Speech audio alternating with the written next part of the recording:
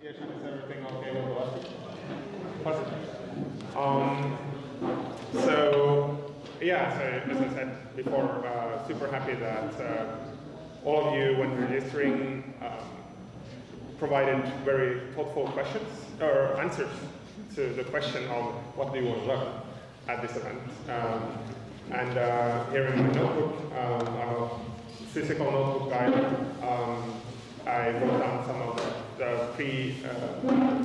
pre-submitted questions, and we'll go through some of them first, and then we'll open it up to further Q&A from more questions. So the first one is where we're going to continue where we left off in one of the other questions live today here, and that's how do you actually find a job with these things? How do you get actually, like from the stage of being interested in a project to contributing to getting a job and sustaining yourself financially and through a salary, which is nice, of course. Well, for me that happened, and it was a nice thing, but Sarah had some more answers to that question. Yes. I was trying really hard not to jump in as Ricardo was talking, because I have ideas too. But there were two main points that I was going to make. One is that a lot of companies that depend on these projects are now making roles that are upstream maintainers, which a lot of people have mentioned. But I wanted to specifically call out AWS because they have a named role. So you might be a SWE 1 or a SWE 2 or a product manager or a program manager, but they also have a open source maintainer role, which makes it a much more durable agreement that you would work on open source than in a lot of other companies. Because I had always warned people, if you got hired to work on an open source project, that was usually only as durable as your manager, because it was an agreement with your manager. It was not a role within the company that the company identified and supported. But AWS is one of the first companies big companies I've seen that actually has a named job role that is now open source maintainer or open source upstream contributor. So that's super awesome. That was one point I wanted to make. And then Lucas, you mentioned one of the other points, which is both Lucas and Annie, through their contributions to other communities or the open source communities or projects, have grown in those roles, which drew attention to other companies or from other companies that were interested in those projects to offer them roles. So in some ways, in the bigger projects, there is an opportunity to contribute in order to gain, to my point, some of the status that we offer as reward in projects, which then is translated to credibility and job offers potentially, or job interest at the very least, from the company to you, as opposed to you submitting a resume in and saying, hi, you've never heard of me and your AI is going to chew on my resume and either spit it back out or who knows what else happens.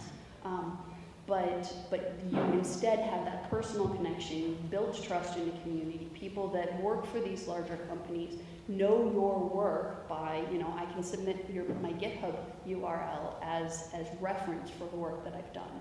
And then the jobs come to you in some cases.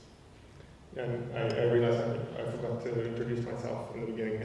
Hi, this is Lucas. He's been working on Kubernetes since 2016. Yeah, 15, okay. And we brought him to the first Cloud Native Computing Foundation hosted KubeCon in Seattle. For the first time, he gave a public talk, which was very exciting. Please finish your introduction. I just thought it was fun because I've been mentoring you for 10 years. Yes, thank you very much. And yeah, the fun thing was that once I found the project when I was 15, and then wanted to try some things. The thing that I wanted to try was to run Kubernetes on Raspberry Pis, which didn't work. So I had a problem, a very concrete one. I tried to, fix that problem. And as it turns out, of course, a lot of other people tried to do that as well, or were interested in that as well. So by actually working with the open source community, then like it grew a following and kind of contributing that back to the upstream project Native. So that, well, now it's not a problem anymore, and it hasn't been a problem since 8 years or something like that. What surprised me when I did that was, well, I got an email from a Google recruiter or something like that, like just a year after, or like half a year after, or something, like if I was interested in a leadership role with some, stuff at their at like Borg, so the predecessor to Kubernetes, which of course I wasn't qualified for the thing for that at 16. But like in reality, I wasn't ready.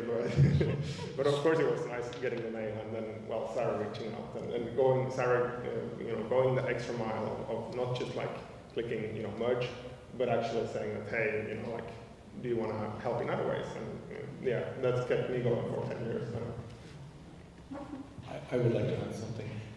I have a habit of saying controversial things, so my background is economics, and I've started 2 companies, and I had small exits, enough to buy a lake house, not enough to retire, so moderately successful. Has any of you heard the statement, open source maintainers owe you nothing? If you haven't, read it up. Right? So this basically means you can't demand that a maintainer works according to your schedule and fixes a bug so that you can keep your roadmap. You have to work with them, not demand from them. There's a corollary to that, and that is your users don't owe you anything if you are a maintainer. It's a common mistaken thinking is, I maintain the software, so somebody should pay me for it. You're making a statement. We're saying, we give this software away to anybody for any purpose for free.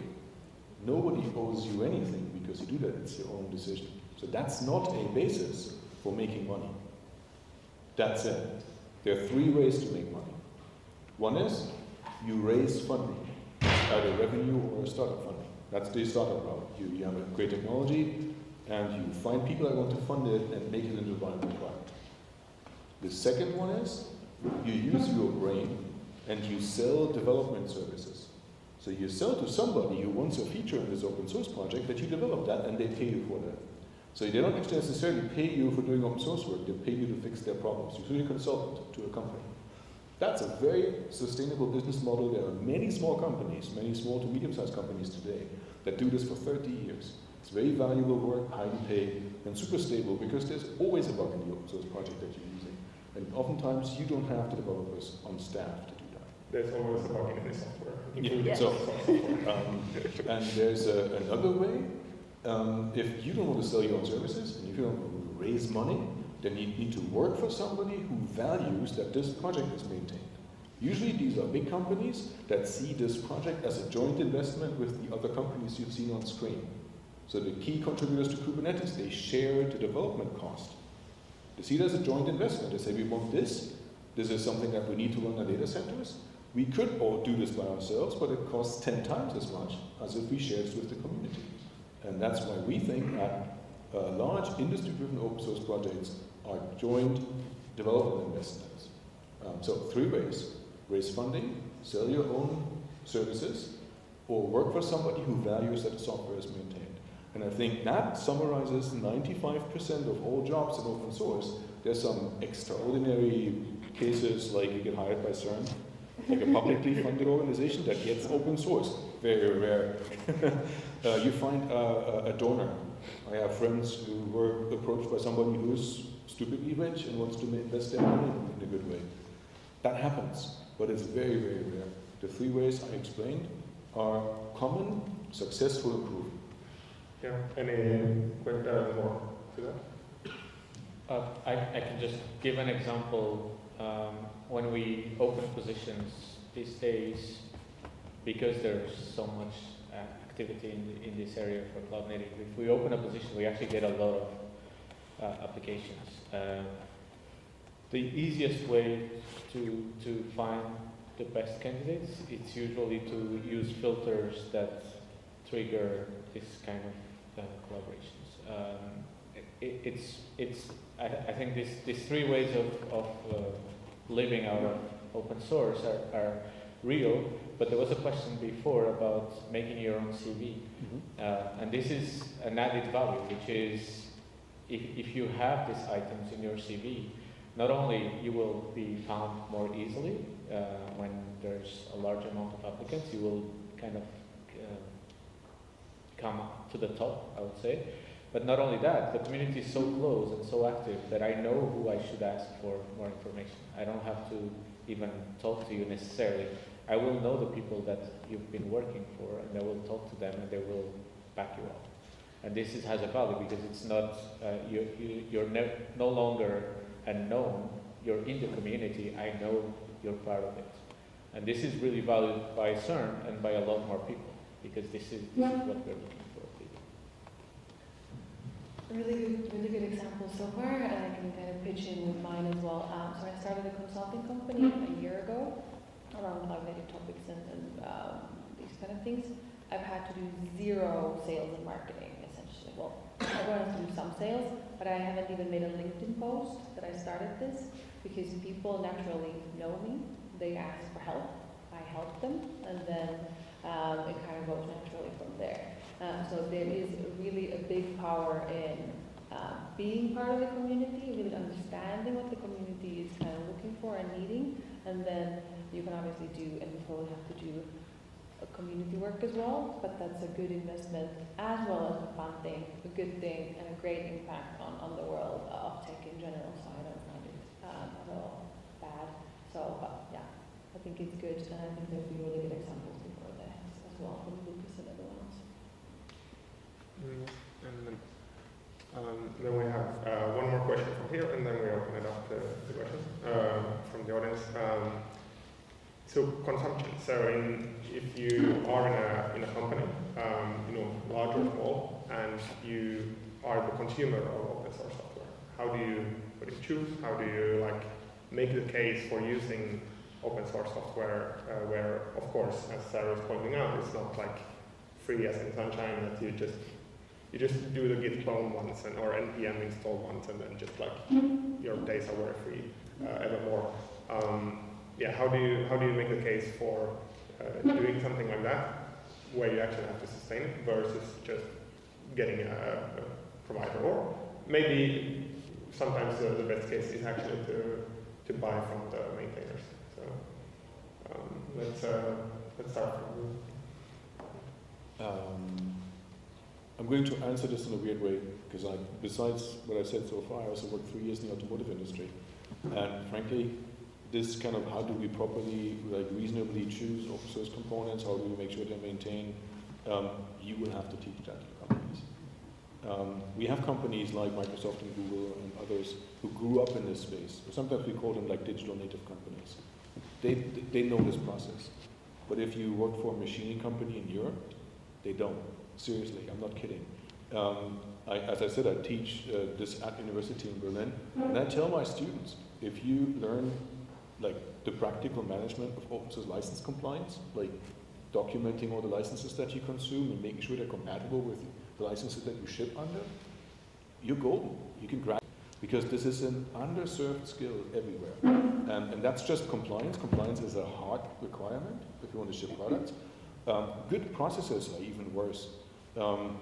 You will find that many companies maintain in-house forks or patches to standard projects just because they didn't understand how to upstream those patches to get rid of them, which adds massive cost and slows their integration process down.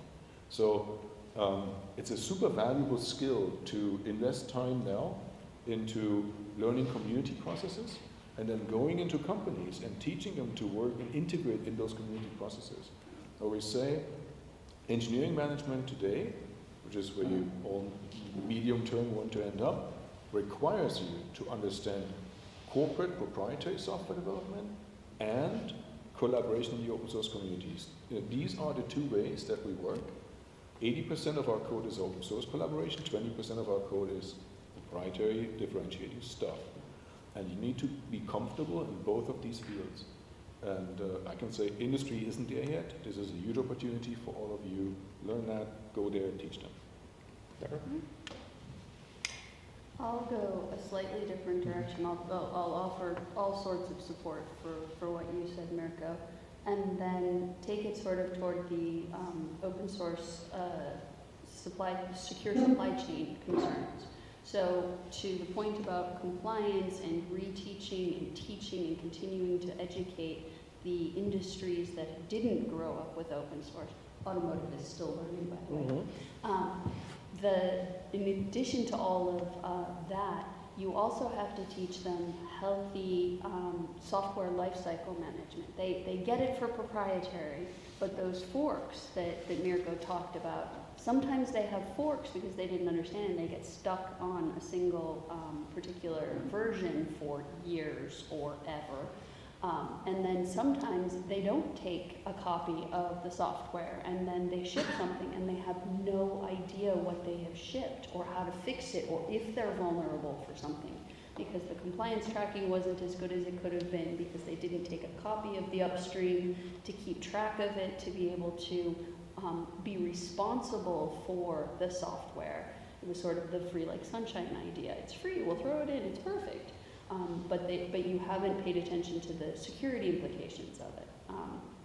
And of course you have the challenges within most companies that anything bigger than a single small software development team really struggles with internally being able to share their information and open source capabilities, open source responsibility, and so you'll end up with just fragmentation beyond all belief. So these are all things that if you understand really well when you go into a job, you can speak to these problems and help educate, but it is a constant education process. Yeah, the Conway law thing, Who wants to? I would just add one thing, because it was mentioned like open source versus proprietary, but one important part is what we mean by open source, and this is something we suffer quite a bit at CERN internally, which is sometimes it's open source because the code is open, and in many times it's our code, and we develop our in-house project, and the code is open, but it's still maintained just by us. We're still on our own, and this is not what open source means. Open source is like, I think it was the OpenStack Foundation, they used to have like the four opens. And you need all of them. You need all of them to actually have a sustainable project. And this keeps coming when we talk about internally about engaging with upstream, engaging with the communities, being active in the upstream communities. Very often teams will say, but our code is open as well. You can go and modify it. It's like, okay, but this is not what we're talking about here. Because if you're on your own, it's not the same. A bit of a different take on me. I was kind of thinking there that, okay, contributing, how does it help the company and what benefits does it bring to a company? For example, a startup, since we are here in Aaltoes space. I've actually seen firsthand that in addition to, contributing to the ecosystem, saving time on development and all of these kind of points that everyone's brought up, is user acquisition is also in a lot of ways a lot easier because you have inbuilt, likely, well not it's inbuilt, you have to work on the community. But I worked, for example, a scale up with an open source product where most of if we lost a case, so if the customer didn't buy an enterprise license, we actually lost it to the open source version of the company's product, which was then obviously fully open source. Everyone contributed to the community build. So that you can, when you wrap your head around there, it's like, okay, the company's doing really, really well financially. Everything is working really well. The revenue is going up. But at the same time, the biggest competitor is also the open source version of it. I think that's actually quite a lovely situation to be in at, because it means that what you're building is really, really impactful on people and you really like it. And then obviously you have to find ways to keep both of the income streams steady and so forth. But it is quite nice for user acquisition and growth building from like a business perspective, in addition to obviously contributing to the ecosystem as well. So now we'll take a couple of questions if there are. This over there. Yes. whoever. So everywhere we are listening that we have to code and build an open source or contribute there. Let's say someone is not in coding, he is in automation or QA. How does he contribute? Oh, I was actually thinking about this question before, yeah. so, every open source project that has more than maybe 2 maintainers on it needs all the associated roles with it to manage it that you would think of if you were in a company trying to build a product. So you need people who write documentation, you need designers to come up with logos, you need people who will project manage and make sure your meetings are running if you have meetings. You'll need people to, go through and look at your backlog and make sure that, you're answering questions or at least acknowledging when someone creates bugs. You need people to write CI/CD software or do testing. Like all of these things are needed in especially the larger open source projects. But in almost anything, you still need all of that glue work that goes around the coders. So I haven't coded and probably should not be allowed to code since probably 2002. I might have written a shell script or two since then, but I've been primarily actively working in open source projects since about 2005. And that has run a whole gamut of roles. But they've been project management, they've been advocacy, they've been documentation, they've been end user sort of conversations. There are so many things you can do in an open source project. Not every project recognizes this, so you kind of can rock up and go, hey, I can contribute with these are my skills, and start working on things. If the project doesn't value the work you're doing, there are others that will. So, look around. You can also look for help wanted issues in a lot of different projects, and some of them will be what we call the unglamorous work, and what we also referred to in Kubernetes as chopping wood and carrying water. It's the stuff that needs to happen, and we did a lot of work recognizing those contributions because they are sometimes invisible. It's not as easy to see them in GitHub. But it's also how the Contributor Experience Working Group came up. It's how the CNCF has started creating these much broader perspectives on this. But yeah, you are singing my song because there are so many things that need to be done to make a project. There needs to be marketing at some level for your project. This is how you get users. So all of these different roles are necessary to make a project successful. Yeah, and the more senior you grow, the less coding you will do, but still the more impactful you will be. And also, in addition to if you are fully non-technical and all of these words like documentation and all of these already scare you a bit, it doesn't have to be you, but if those feels already a bit foreign, there's so many places to start from, which is fully not even you don't have to even think about the technical side in some ways yet. So, for example, the local CNCF and Kubernetes Meetup is always looking for people to help, which then would be, helping to organize events such as this. And obviously there's no coding knowledge required to, put up an event and get speakers and whatnot, that kind of thing. There's always these kind of things needed. And for example, from my side, I could totally do code contributions as well, but actually anytime I speak with a project and I ask what do they need help with, and then they kind of know who I am a bit and whatnot, they always need product marketing help, documentation, anything else than code really. Well, they probably need help with that as well, but at least for my skill set, they always go for something a bit different. So it could be actually that the other skills that you have could be even more demand than learning coding from start, for example. Because there's, as Sarah said, as everyone has said, there's so many different skills that are needed to make projects successful. I asked this because most of the coding will now done by AI in the future. Maybe. That's another question. That's another question, actually. Let's take his question instead. Sorry, because, yeah. We can get back to it probably.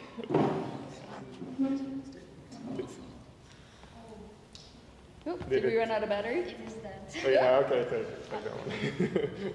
I will charge. Yeah, actually, I had a kind of similar question. I want to ask, what are you going to do with AI-generated code? You know? Okay, yeah, well, then it's okay. If you ask it, it's okay, yeah. Well, actually, I had two questions. You choose which one you want to do. Well, you can choose which one you want to answer. And it's like, what do you think about NVIDIA now? Sorry. Let's take the AI one. Let's take the AI one. Who wants to go first?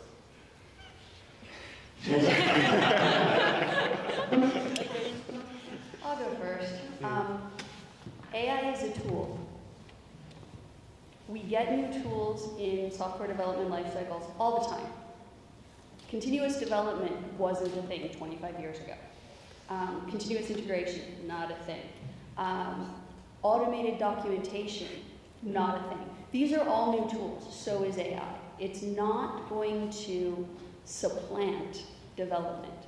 It is going to be another tool we integrate into our toolbox. And what I'll do is I'll make a statement, or I'll make a comment about NVIDIA to your thing. They are working on open source projects. They are working in them, and they are working to open source some of their projects. They're becoming very active. This is important. This is, again, that collaboration. And we need to find ways to use good tools to make our work better, to make it more trustworthy, to make it more stable, more sustainable. All of these things are super important. But is it going to change things? Absolutely. Is it going to take all of our jobs? Not in my lifetime.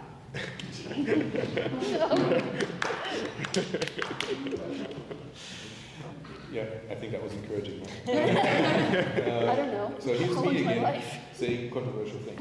My background is, as I said, innovation economics, and I teach intellectual property. Copyright is to protect the creative work of humans. Code that comes out of your prompt is not copyrighted. Some lawyers might actually disagree on this. So. But what really happens is you don't take that code and submit it as a pull request. You take it as inspiration, you rewrite it. I can say I use GitHub Copilot a lot. It's an idiot. It writes really bad code. And I think that's not the point of Copilot. It's not to write good code. It is essentially your documentation. In the old days, you had like a meter of books over your monitors that contain all the API references. And Copilot has that memorized. And when you want to write something, it suggests the right function calls. But you still have to make sure the code is good. And I think this is why it will not replace us. It will make us more efficient. It might mean that if today some company needs 50 FTE developers, they might only need 25 in the future. Maybe. It also means that if you're a high quality developer, somebody who knows how to write good code, you'll be in much more demand. Because you can actually read and understand the junk that the AI generates, find out where it generates something that's acceptable and where you have to edit it. I can say I almost never take a line that is suggested and use it unchanged. And so I don't really believe that. I kind of agree with you here. So in terms of copyright, one question that we discussed earlier is, should projects accept AI-generated code? The counter question is always, how do you know? Right? Somebody submits a pull request, code looks bad. I suggest to the projects, just refuse the pull request. Say, this is bad code, here's the coding style, this is what the mistakes in this are, go fix it. It doesn't matter if that was an inexperienced programmer or an AI. And so this is how we deal with this at the moment. And there's one issue, that's Boehm. You may have heard the curl community's complaint this weekend, where they basically said, we get so many AI-generated security reports that are bullshit, that we now have to close this and not accept this anymore. So that's a problem. We have to learn how to deal with AI there properly. On the counterpart, we also use AI to reproduce issues. There was a huge, very, very interesting FOSDEM talk by the Mozilla Firefox developers about how to use automatic reproduction of issues with AI. So I think there are also some very promising approaches. But if AI will do one thing, it will raise the bar for what is a good programmer. It's again a chance for you to just be a really good programmer, very experienced, learn it the right way, and you will be better than AI. Was that controversial enough? Maybe not. I will add, I write less code than before, but I still write code. I have to say that I don't even bother writing code anymore if I don't have access to something like Copilot. And it's my experience. It's not replacing what I do. It's just a tool that does, I would say, 80% of the planning work that I had to do manually before. But there's no way I would ever submit code without going through it. It's just blind. It just doesn't exist. There's too much creativity on coding that is not there. But it is an incredibly helpful productivity tool. I was just thinking about it. Maybe it's a bad comparison, but when I was studying, there was a similar hype with this kind of service-oriented architecture where we would just define interfaces and code would just be auto-generated and everything would be magic. And all we had to build was these UML diagrams and everything would talk to each other. Now, if you went through this, this didn't really go anywhere. Like it does help, but if you thought by drawing some diagrams, tools would talk to each other and things would actually happen. No, and I think it's the same. We cannot just assume that AI will be replacing the job. All the creativity still has to be there. What you thought about the UML diagram sounds like what people are pitching with AI agents, so that's going to be interesting. I think everyone's going to have really good. I don't have too much to add, but just one thing I really like the kind of comparison, which is even more like kind of fundamental than the comparison is calculators and math. Like when calculators came in, it did not kill math. Math is still here. Mathematicians still have jobs. Math is happening. We are learning math every day, like in elementary schools and whatnot. But calculators, they most definitely are a great tool that's probably sped up a lot of calculation around the world. It's very helpful. Yeah, exactly. We don't want to do everything by hand. How do I square root right now? Exactly. So I think to me it's a continuation of that, exactly as everyone has already said here. And with that, we're officially, as per our announced schedule, already all time. So, One more question. so are you okay? Okay, final question. You get the final. Thank you. Well, my question is, consider a person as an individual developer or interested in entrepreneurship, way of the startups. Now, my question is regarding the factors that usually they can control. Obviously, they can make wrong decisions and fail. But the other part that they might not have much control, I call it, let's say, government in this case. My biggest worry is that in case of Europe, since we are dealing with that, just having a national government is one side, that's one thing. Then we have the European Union as a whole, which is sort of working as a bigger government institution. And in some cases, we are dealing with more bureaucracy, more regulations, more waste of money in many cases without necessarily producing direct effect in many things. So in many cases, I believe that smaller startups or individuals that are trying to innovate are dealing with a system that rather than being helping, they are sort of enforcing and causing maybe roadblocks. So my general question in that regard is that if someone is interested in, let's say, in future development, especially topics that are maybe controversial in some regards, because we already have AI regulation developing, let's say, in the European Union, but not other countries, even though they are creating, let's say, more advanced in that regard. So my question is that how someone, as a smaller contributor that doesn't have much power in the, let's say, government or bigger agencies that are regulating this system, can approach this, and what's the experience like in that regard, given your very big experience in dealing with different organizations and industries? Yeah. Thanks. Who wants to start? I can, I don't, you know. Go for it. Yeah. All right. So first, you're right. I think some of you discussed this with me in one of the breaks. We're really making it quite hard in the European Union to start a startup company that is comparable to the situation that you find, for example, in the United States. That's very, like a simple example, you have this great idea, you get some seed funding, and you incorporate in Finland, and you put a job post out, and you get a great applicant from Spain. You can't just hire that person, because you have to have social security representation in Spain, and then you have to have a general manager, fund subsidiary, or go through a payroll provider. That adds 20% of the cost to the pay of the person. So yes, we're making this really hard, and I think that's one thing that we're advocating in Brussels about, is that we need the integration of the internal market to be accelerated. But let's be realistic. This also means that we need to let go of things that we love, like our social security systems that are different between Finland and Germany. It's actually only different to like this much. Like your retirement pay will be slightly different and come half a year earlier or later. But why do we need two systems? Can we not make a compromise and like roll this out across the EU? Healthcare and all of these things. We think we have great systems, but they come with a huge overhead in terms of bureaucracy. And I think it can be improved in any situation like we did. In comparison, you can incorporate in, what is it? Delaware? Delaware. Takes you 45 minutes and a beer in terms of fee. And then you incorporate and you can work all over the United States. Like there's no problem hiring in New York after you did that. And I think that's the contrast that we have. And I think that's why an agile approach to starting a company and scaling it in Europe is much more difficult. So we need to work on this, but this is not just me. This is all of you. You need to talk to your own policymakers here.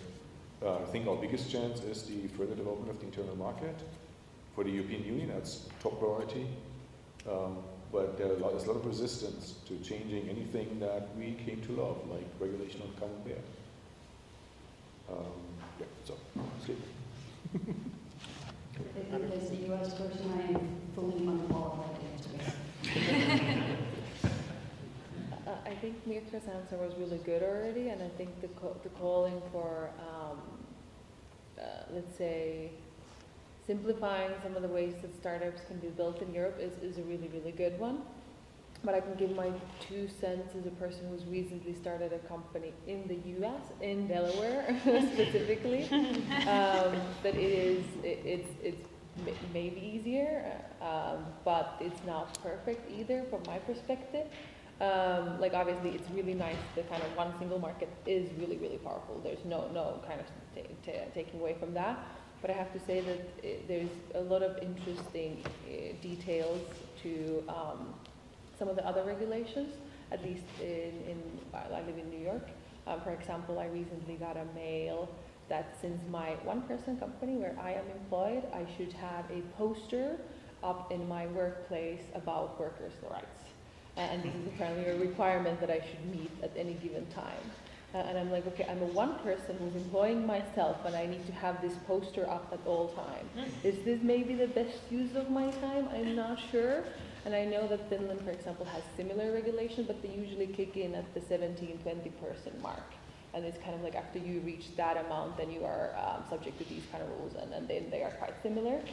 But obviously, possibly, yeah, there's differences in the system, but it's not, perfect anywhere. And I would like to kind of see sometimes that European folks would also celebrate the stuff that Europe has really nicely as well, because there's really, really good reasons to start companies here as well. And I think we should also kind of be happy with those reasons. Do you want to? I have nothing to add about anything, but I would just finalize. I just wish GPUs were less expensive. Okay, so on that note, thank you everyone for the great presentation and panel. Thank you everyone here for attending, for the great questions, preparing this, and thank you everyone on our live stream that has been following us all. And yeah, see you next meeting.